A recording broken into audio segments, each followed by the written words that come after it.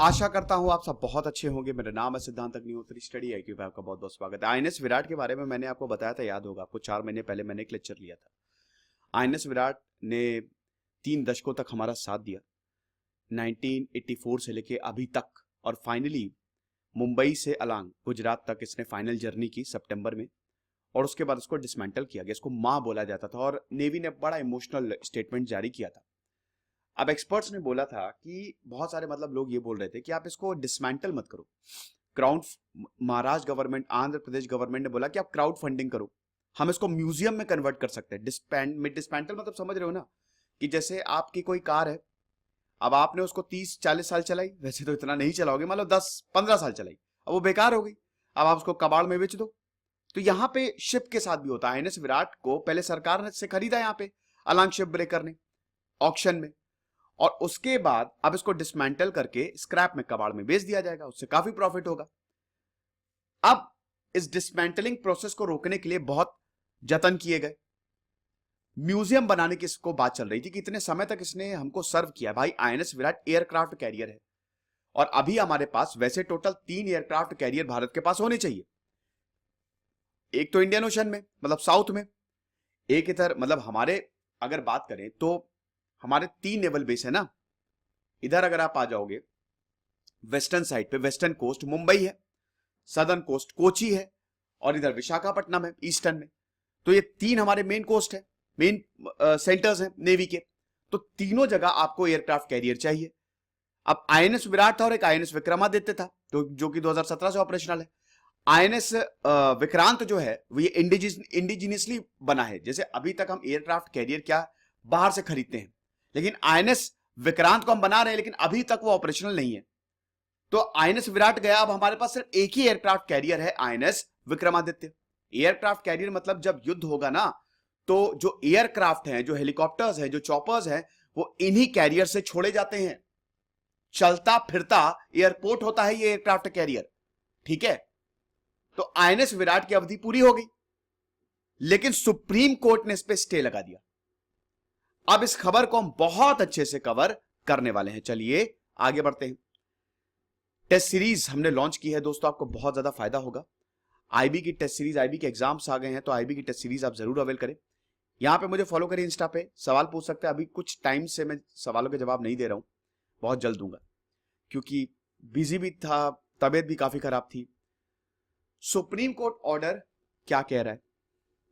Supreme court के order ने यह बोला है कि यहां पे एक पिटीशन फाइल की गई MS Envitech marine consultant private limited, और उन्होंने यह बोला है कि वो आईएनएस विराट को खरीदना चाहते हैं।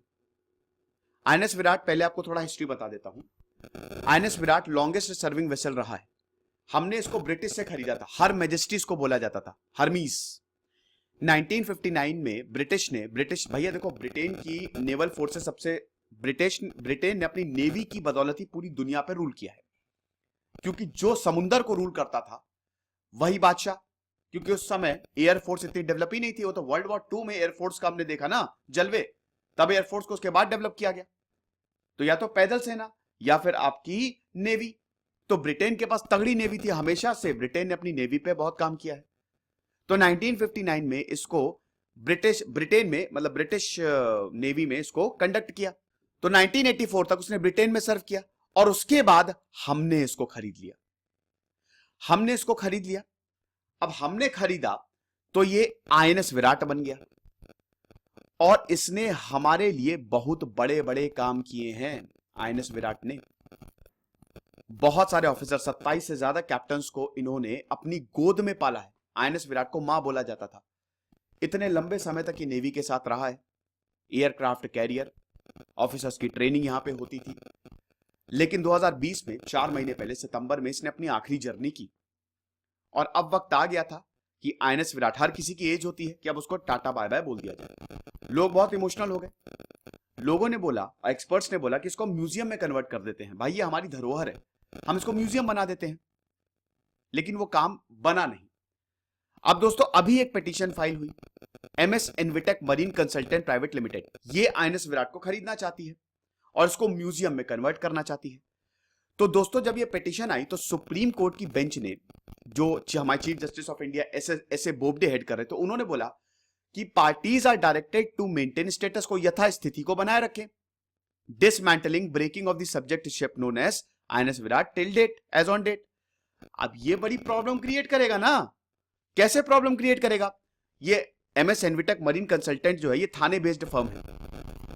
ये पहले सरकार के पास गई, मिनिस्ट्री ऑफ डिफेंस के पास गई। मिनिस्ट्री ऑफ डिफेंस ने इससे, इन्होंने एनओसी मांगा, उन्होंने मना कर दिया, तो ये चले गए सुप्रीम कोर्ट। अब ये इतनी ज्यादा प्रॉब्लम क्यों कर रहा है? आप देखो, जब आईएनएस विराट का समय पूरा हो गया तो इसको श्रीराम ग्रुप ने खरीदा। मुकेश पटेल जो श्रीराम ग्रुप के चेयरमैन हैं, इनको श्रीराम ग्रुप ने खरीद लिया। होता क्या है कि जब एयरक्राफ्ट कैरियर शिप का या कोई भी सरकारी चीज है उसका काम पूरा हो जाता है तो उसकी बिडिंग होती है, उसको नीलाम किया जाता है। तो श्रीराम ग्रुप ने ऑक्शन में इसको 38 करोड़ का खरीदा था, साढ़े 38 करोड़, मतलब लगभग 39 करोड़ का खरीदा था। ठीक है, मेटल स्क्रैप कॉर्पोरेशन ने ऑक्शन करवाया। आप समझ रहे हो ना कि आईएनएस विराट को जब उसका काम पूरा हो गया तो इसको श्रीराम ग्रुप को 38.54 करोड़ में बेच दिया गया।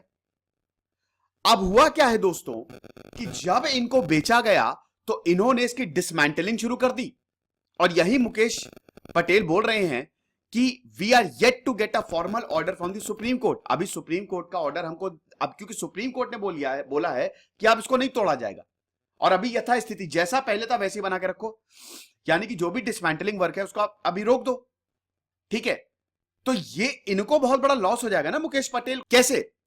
शिप ब्रेकर, भाई ये मुकेश पटेल को बेचा गया, इनकी कंपनी को बेचा गया। अब ये जितनी जल्दी तोड़ के स्क्रैप में बेचेंगे इनको उतना फायदा होगा। अभी अगर बात करें 150-150 वर्कर हैं जो एयरक्राफ्ट को डिसमेंटल एक एक करके उसके पार्ट्स निकाल रहे हैं, और पटेल ने बोला कि जब सुप्रीम कोर्ट का ऑर्डर आया, आज हमने कोई भी काम नहीं किया, नो वन बोर्डेड दी वेसल टुडे। तो शिप ब्रेकर ये बोल रहे हैं, मतलब अलांग ये बोल रहे हैं कि आईएनएस सुप्रीम कोर्ट ने हमारी साइड सुनी ही नहीं। मुकेश पटेल का कहना है हमारी साइड सुने बिना उन्होंने डिसीजन ले लिया। अब आप ये बताइए कि इन्होंने 38 करोड़ का खरीदा सरकार से, ठीक है, 38 करोड़ का खरीदा, इसको खरीदने के लिए इन्होंने 60 करोड़ का लोन लिया, 60 करोड़ का लोन लिया जिसमें 12% इंटरेस्ट जाएगा। अब सुप्रीम कोर्ट ने बोला है कि अभी आप सारे काम रोक दो, आप इसको डिसमेंटल नहीं करो, तो लॉस किसको होगा? लॉस मुकेश पटेल को होगा जो कि चेयरमैन है श्रीराम ग्रुप के। मैं भी चाहता था कि आईएनएस विराट को म्यूजियम में कन्वर्ट कर दिया जाए, मैं भी इस पक्ष में नहीं था कि इसको कबाड़ में बेच दे, बिल्कुल भी। लेकिन अगर ऐसा करना तो पहले कर लेते भाई। कम से कम श्रीराम ग्रुप, ये वही चीज हो गई कि मान लो कि आपने बहुत बड़ा घर खरीदा, आपने 1 करोड़ का लोन लिया और आपने खरीदा बहुत बड़ा घर। अब तो वैसे बैंक 75-80% ही फाइनेंस करता है, बहुत बड़ा लोन लेके आपने घर खरीदा। अब उसके बाद सुप्रीम कोर्ट बोल रहा है कि नहीं नहीं, अभी ये घर जो है वो सरकार की धरोहर है, इसलिए आप इसको रोक दो, अभी आप इसमें शिफ्ट नहीं हो सकते, आपकी बैंड बच जाएगी, उस पर कितना इंटरेस्ट जाएगा, ऊपर से आप शिफ्ट भी नहीं हो रहे हो, काम रुक गया है ना। तो यहां पे एग्जैक्ट वैसा ही हुआ है। आईएनएस विराट स्टेटस को यहां पे सुप्रीम कोर्ट ने बोल दिया, तो अब डिसमेंटलिंग वर्क में देरी होगी। तो यहां पे ही मुकेश पटेल बोल रहे हैं कि हम बैंकरप्ट हो जाएंगे अगर डिसमेंटलिंग को आपने डिले किया। श्रीराम ग्रुप ने 40% एयरक्राफ्ट ऑलरेडी डिसमेंटल हो गया है। यहां पे इनका कहना है कि देखिए, हम जितनी जल्दी शिप को डिसमेंटल करेंगे उतना ज्यादा प्रॉफिट होगा। इसको टर्न अराउंड टाइम कहते हैं, जितनी जल्दी आप डिसमेंटल करोगे उतना ज्यादा टर्न अराउंड टाइम होगा। दूसरी चीज ये है कि अभी बिल ऑफ एंट्री हो गई है। अब बिल ऑफ एंट्री का मतलब है कि ये शिप नहीं रहा, यानी कि इस पे इंपोर्ट ड्यूटी लगेगी, मतलब हमको टैक्सेस भी देने हैं, तो हमको टैक्स भी देना है, हमारा टाइम भी जा रहा है, और ऊपर से सबसे बड़ी बात यह है कि हमने इतना ज्यादा लोन लिया है। अगर इन सबको आप कंसिडरेशन में ले लो तो हम तो बर्बाद हो जाएंगे, हम तो बैंकरप्ट हो जाएंगे, हम क्या करेंगे?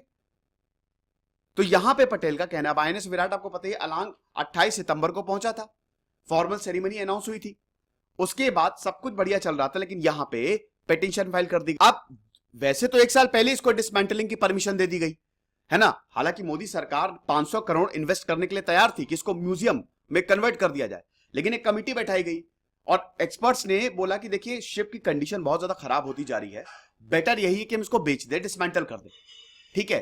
तो ये पूरा का पूरा हिसाब किताब था। दूसरी चीज दोस्तों एक और है कि इसमें क्या हुआ कि ये जो डिसमेंटलिंग का जो ऑर्डर है वो अक्टूबर में ही आ गया था, लेकिन इसका काम 1 दिसंबर से शुरू हुआ। अब 1 दिसंबर से लेकर अभी तक 40% शिप को ऑलरेडी डिसमेंटल किया जा चुका है, ठीक है, बहुत कुछ तोड़ा जा चुका है, लेकिन अब इसको रोक दिया। तो अब ये बोल रहे हैं कि जितना ज्यादा डिले होगा उतना ज्यादा हमको लॉस होगा।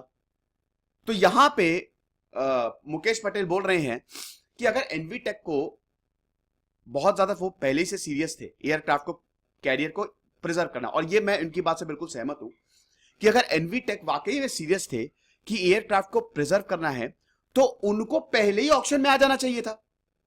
वो आप अभी क्यों आ रहे हो? जब हमने इतना लोन ले लिया, पैसा खर्च किया है, आप पहले ही ऑक्शन में आ जाते और आपको आइडियली पार्टिसिपेट करना चाहिए।